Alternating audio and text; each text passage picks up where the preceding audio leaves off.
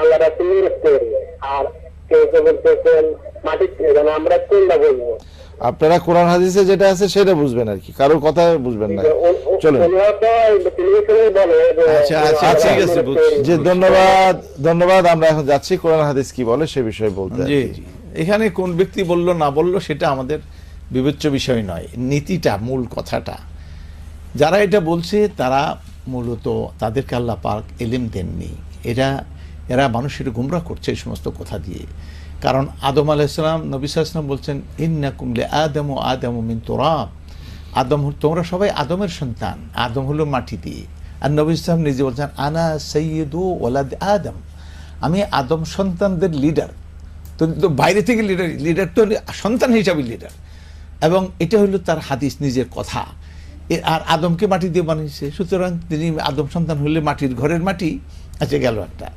2 নম্বরে তিনি সূরা আল কাহফে নবী সাল্লাল্লাহু আলাইহি ওয়াসাল্লামকে আল্লাহ পাক বলেন তুমি বলে দাও কুল ইন্নামা আনা বাশার, তুমি বলে দাও এ ছাড়া আর কিছুই না। ইন্নামা শব্দের অর্থ হলো এখন সামনে যে কথাটা বলবো এটা ছাড়া আর কিছুই না, যে আমি মানুষ, অর্থাৎ মানুষ ছাড়া কিছু না। মিসলুকুম, তা আবার কেমন মানুষ? ওই যে কইব এরা এই বেদাতিরা যে কইব যে নূর দিয়ে বানাচ্ছে, কয় না মিসলুকুম, তোমাদের মতো মানুষ, তোমাদের যে যা জিনিস দিয়ে বানানো হয়েছে আমাকেও তা দিয়ে বানাইছে। হযরত আলী রাদিয়াল্লাহু তাআলা বলছেন আন-নাসু মিন জিহাতি তিমসালু আদম আকফাউ আবুহুম আদম ওয়াল উম্মু হাওয়া। তো এখন থাকলো নূরের তৈরি না মাটির তৈরি?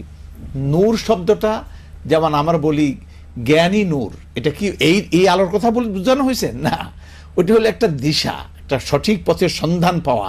এটাকে আলোর রূপক অর্থে আলো বলা হয়।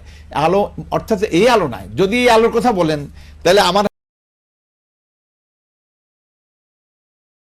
শুধু গুমরাহি আসবে আকীদার ভিত্তিতে, কিসের ভিত্তিতে? যদি কেউ বলে যে আল্লাহ ছাড়া কেউ গায়েব জানে, তা গেছে, ওদের সঙ্গে আমাদের সম্পর্ক নাই, কথা কি বুঝছে? যদি কেউ নবী সাল্লাল্লাহু আলাইহি ওয়াসাল্লাম মানুষ না, তিনি ও নূর, তাতে ওটাও গেছে, এটার লগে আমাদের সম্পর্ক নাই, এগুলি গুমরাহি। আকীদার বিষয়গুলো ঈমানিয়াত হলো মৌলিক বিষয়, মৌলিকটা ঠিক রাখতে হবে। সম্মিলিত দোয়ার ব্যাপারে শরীয়তের হুকুম কি? নবী করিম সাল্লাল্লাহু আলাইহি ওয়াসাল্লাম সাধারণত সম্মিলিত দোয়া তিনি করতেন না। বিশেষ করে জামাত নামাজের শেষে একত্রিতভাবে কালেকটিভলি হাত তুলে দোয়া করা, এটা আমার দেশে জামাতে সাবকন্টিনেন্ট, বিশেষ করে সাবকন্টিনেন্টে এই উপমহাদেশে পাকিস্তান, ভারত, বাংলাদেশ এটা চালু। আর এই দেশের এই লোকেরা যেখানে যেখানে গেছে পৃথিবীতে ওরা ওইখানে গিয়ে চালু করেছে। এটি বিদআত। নবী যে ইবাদতের মধ্যে মন গড়া কিছু আমল করলে এটা হলো বিদআত, নতুন কিছু করা। আমাদের বলা হয়েছে পুরানটা ধরে থাকতে, নতুন কিছু আবিষ্কার না করা, নতুন কিছু চালু না করা। মান ইবতাদা ফিল ইসলামি বিদআতান ওয়া ইয়ারাহা হাসানাতান ফাহুয়া ইয়াজউম আন্না মুহাম্মাদান সাল্লাল্লাহু আলাইহি ওয়াসাল্লাম কাদ খানা রিসালা। যে ব্যক্তি ইসলামে নতুন কিছু চালু করলো আর দেখলো জিনিসটা খুব সুন্দরই হয়েছে, একত্রিত সবাই, তো দেখতে ভালোই লাগে। একজন দোয়া করে, আরেকজন আবার কি করে আমিন আমিন বাকারা বলে, সুন্দর তো, খারাপ কি?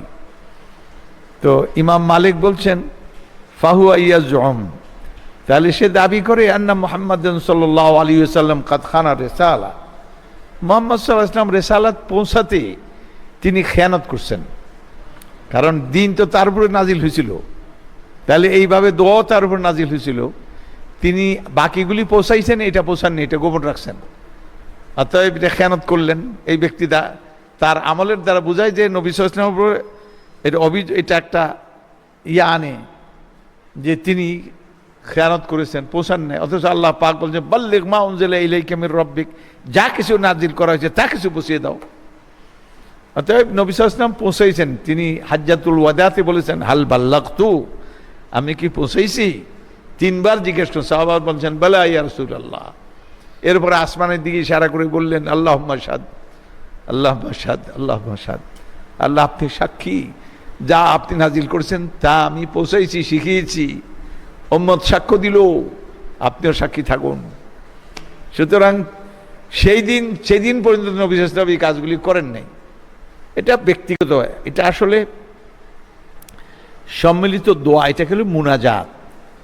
এটা মুনাজাত না, কেউ জোরে বললো আরেকজনে আমিন আমিন করলো, এটা হলো মুনাজাত না।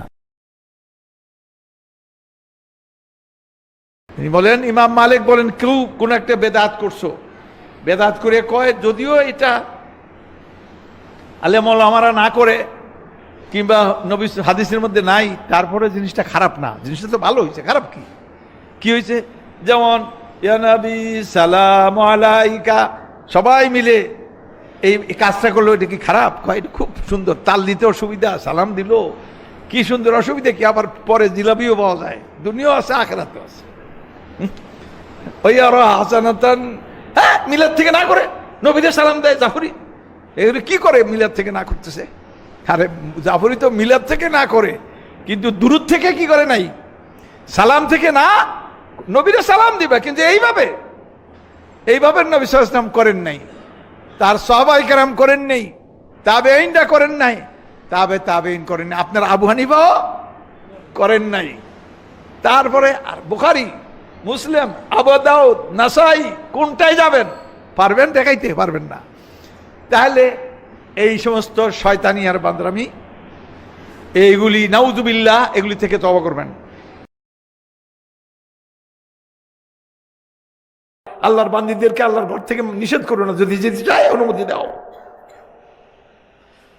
নবী সাল্লাল্লাহু আলাইহি ওয়াসাল্লামের যুগ থেকে আজ পর্যন্ত এমন কোনদিন গেছে আপনারা বলতে পারবেন যে মসজিদে নববীতে মেয়েরা নামাজ পড়ে নাই, হারাম শরীফে মেয়েরা নামাজ পড়ে নাই? আমাদের দেশে কিছু মৌলবী এগুলি কি কয়? যদি মসজিদেই মেয়ে লোকের অব্লিগেশন মানে হারাম হয়ে থাকে, তো হজ করতে মহিলার উপর হজ ফরজ না? তো হজ করতে গেলে তারা হারাম শরীফে ঢুকে আর কাবা শরীফে যাওয়ার জন্য হারাম শরীফের ভিতরে আগে ঢুকতে হয় না? মসজিদে হারাম, তো ওইখানে নামাজ হলে নামাজ পড়বে না?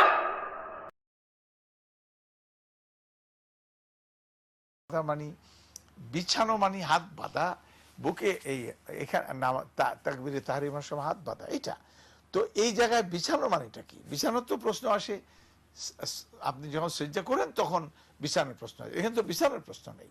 সুতরাং এখানে বুকে আপনি হাত বাঁধেন, সেটা আপনি এইভাবে বাঁধতে পারেন, বুখারীতে এই আছে, এবং আপনি এইভাবে বাঁধতে পারেন, এইভাবে আপনি বুকে হাত বাঁধতে পারেন, দুটাই। তো এই পদ্ধতিটা উনি জানতে চাচ্ছিলেন যে আসলে হাতটাকে আমরা কিভাবে বাঁধবো, আমরা যদি এটা দেখে। না, এটা এই যে আপনার লক্ষ্য করুন, এই যে হাত এইভাবে সোজা, এইভাবে শক্ত করে ধরা হাত, আরেকটা হলো এইভাবে বাঁধা, যে এটা বুখারীর বর্ণনাতেই আছে, যদি কেউ বাঁধে। আমাদের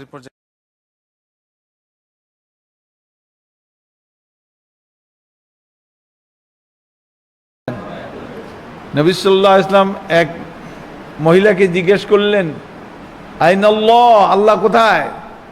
সেই ইশারা করে দেখে দেয় ফিস সামা। নবী সাল্লাল্লাহু আলাইহি ওয়াসাল্লাম সাক্ষ্য দিলেন যে সঠিক বলছে, সেই ইমানদার। আমার দেশে তো মৌলবীরা ওয়াজ করে আল্লাহ সব জায়গায় আছে, আমাদের সঙ্গে আছে, কথা ঠিকই, সব জায়গায় আছে, সঙ্গে আছে, এর অর্থ এই নয় আল্লাহ এখানে আছেন না। তার জ্ঞান, তার নলেজ, তার নজর, তার ক্ষমতা, তার পাওয়ার সকল জায়গায় সমান, কিন্তু নিজে তার সত্তাগত দিক থেকে, জাতের দিক থেকে তিনি কোথায়? আর রহমানু আলাল আরশি ইস্তাওয়া, আরশে আজিমের উপরে, আরশে আজিমের কুল মখলুকাতের উপরে হলো আরশ, আর আরশে আজিমের উপরে আল্লাহ। আল্লাহর উপরে কিছু নেই, উপর বলতে আর কিছুই নেই, উপর বলতে তিনি। এই জন্য সিজদা করতে গিয়ে আমরা বলি সুবহানা রব্বিয়াল আ'লা, আমি পবিত্রতা বয়ান করছি আমার রবের, যিনি সর্বোচ্চে, আমি সর্বনিম্নে, তিনি সর্বোচ্চে। অতএব আল্লাহ তাআলা আছেন আমাদের সঙ্গে সব জায়গায়, তার জ্ঞানের দিক থেকে, তার নলেজের দিক থেকে, নজরের দিক থেকে, দেখার দিক থেকে, শোনার দিক থেকে, জানার দিক থেকে, ধরার দিক থেকে সকল জায়গায় সমানভাবে আছেন, কিন্তু তার অবস্থানের দিক থেকে তিনি কোথায়? আরশে আজিমের উপরে।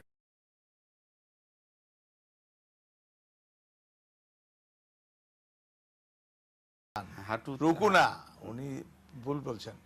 সাজদায় যখন যান তখন হাঁটু আগে লাগাবেন না হাত আগে হাত দিবেন, আগে দিবেন। দুইটাই সহি মত, যার যেটা সুবিধা। তরুণরা সাধারণত হাঁটু আগে লাগায়, হাত পরে নামায়। বুড়ারা আবার হাত আগে নামায়, তার হাঁটু পরে পরে নামায়। বুড়ারা তো হাঁটুর উপরে তার ভারসাম্য রক্ষা করতে পারে না। অতএব শরীয়তে আলবানী দুটাকেই সহি মনে করছেন, এবং আমরাও মনে করি এটা সহি, অসুবিধা নাই।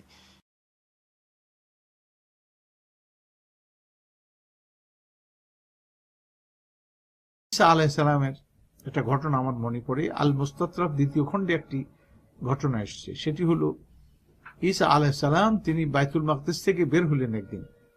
বের হয়ে দেখেন শয়তান 3টি গাধা নিয়ে কোথাও যাচ্ছে। তিনি শয়তানকে জিজ্ঞেস করলেন, ইবলিস তুমি কোথায় যাচ্ছ? সে বলছে আমি মার্কেটিং এ যাচ্ছি। মানে সে কমোডিটি বাজারজাত করবে, সেই কাজে সে যাচ্ছে।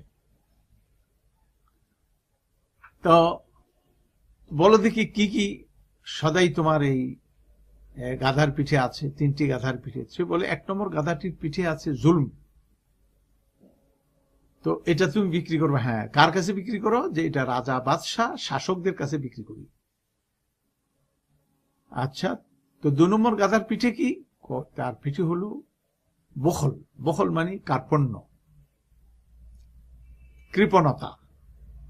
কার কাছে বিক্রি করো? ধনীদের কাছে বিক্রি করি। আচ্ছা, তো 3য় নম্বর গাধার পিঠে কি? হিংসা।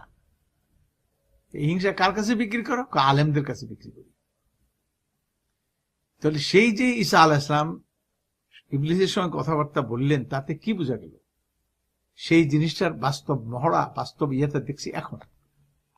কারণ এই বেটা টাই লাগায়, স্যুট পরে, প্যান্ট পরে, এই বেটা ইসলামের কথা বলবে কেন? এটা আমাদের ব্যাপার, এটা ঠিকাদারি সব আমাদের। ও বেটা এত সুন্দর করে বলে কেন?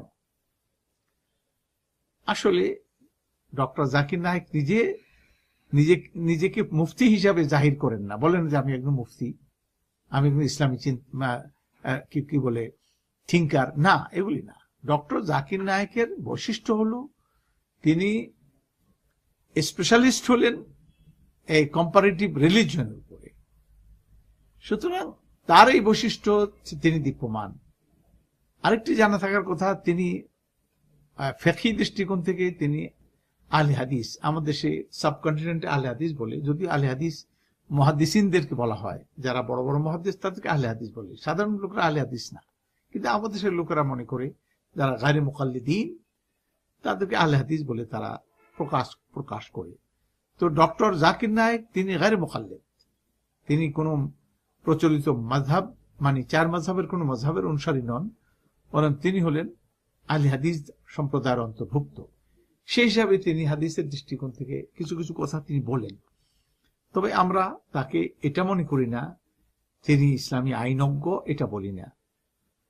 আমরা বরং এটা মনে করি যে তিনি একজন বিশেষজ্ঞ, হলো বা কি বলে তুলনামূলক ধর্মতত্ত্বে। সেই দিক থেকে তিনি অনেক অনেক অনেক গুরুত্ব বহন করেন, অনেক মর্যাদায় তিনি অধিষ্ঠিত, এবং তার এই খিদমত বলা যায় যে বেনজির। ইনশাআল্লাহ তার এই কাজের দ্বারা ইসলাম অনেক প্রসার লাভ করবে। আমরা মনে করি অনেক অমুসলিম সুপথ পাবে তার এই সুন্দর তুলনামূলক ধর্মতত্ত্বের পরিবেশনায়। আমরা তার কল্যাণ কামনা করি। আল্লাহ তাকে তার হায়াত দারাজ করুন। অনেকে জাকির নায়েক এর বিরোধিতা করে, এগুলির কথা কইয়ে লাভ নাই। জাকির নায়েক হলো আয়াতুম মিন আয়াতিল্লাহ, এটা আল্লাহর নিদর্শন এই পৃথিবীর বুকে। কারণ তারে আল্লাহ যে কি দিছে, সুবহানাল্লাহ। জাকির নায়েক আর আমি সৌদি আরবে একটা কমিটির সদস্য, উনিও আমি বছরে একবার দেখা হয় ওখানে। জাকির নায়েক ওনার স্পেশালিটি কি? মুকারানাতুল আদিয়ান। মুকারানাতুল আদিয়ান ইংরেজিতে বলে কম্পারেটিভ রিলিজিয়ন, মানে ধর্মের তুলনামূলক স্টাডি। এই ক্ষেত্রে তার জুড়ি নাই বর্তমান পৃথিবীতে। এবং তিনি যখন হিন্দু ধর্মের রেফারেন্স দেন, হিন্দুরা হা করেছে, কেউ লুকিয়ে দেয়। ছেড়া জানেই না। উনি রেফারেন্স দিচ্ছেন তার কত নম্বর শ্লোকে, কোন কিতাবে, কখন বলে দিচ্ছেন। আর পণ্ডিতেরা ওনার কাছে বুঝাতে গেছে চুপ করে, মনে হয় এরা প্রাইমারি ছাত্র। দেখেন না আপনারা টেলিভিশন, উনি যখন তওরাত থেকে রেফারেন্স দেন, ইনজিল থেকে দেন, একটা থেকে একটা দেন, আমি অবাক হই যে আল্লাহর খাস একটা তার অনুদান তার প্রতি। উনি কিন্তু হালাল হারামের ইমাম না, আমরা যখন ফেকার ইমাম আলেম, উনি সেটা না, উনি হলেন মুকারানাতুল আদিয়ানের, ওনার এটা স্পেশালাইজড। আলহামদুলিল্লাহ। কাজী যারা ওনার পিছনে লাগছে, শামসিকির শামসিকির শামসিকির চিনেন? শামসিকির চিনেন না? সূর্যের ব্যঙ্গায়, কে ব্যঙ্গায়? শামসিকিরি। এরা সূর্যের জ্বালায়, চোখের জ্বালায় দিনের বেলা পারে না। কোথায় থাকে? গর্তের মধ্যে। আপনি জাকির নাকের সামনে বসতে কথা বলতে পারবেন? আপনি ফালাফালি করেন, দেখি না কয়টা দিতে পারেন আপনি? তওরাত থেকে, ইনজিল থেকে একটা একটা করে কোরআনের হাক্কানিয়াত আর বাকি ধর্মগুলির বাতিল এমন ভাবে বাতিল করে ওরা নিজের হাক করে থাকে। আজ পর্যন্ত তার সামনে মোকাবিলা কেউ দাঁড়াতে পারে নাই। খামাখা এগুলি কয়ে লাভটা কি? হ্যাঁ, তিনি আলে হাদিস, আমাদের প্রচলিত আলে হাদিস, গায়ে মুখাল্লেদ, এই হানাফি মাযহাবের লোক না, তাই বলে আবু হানিফার গালিও দেন না, কোনোদিন না।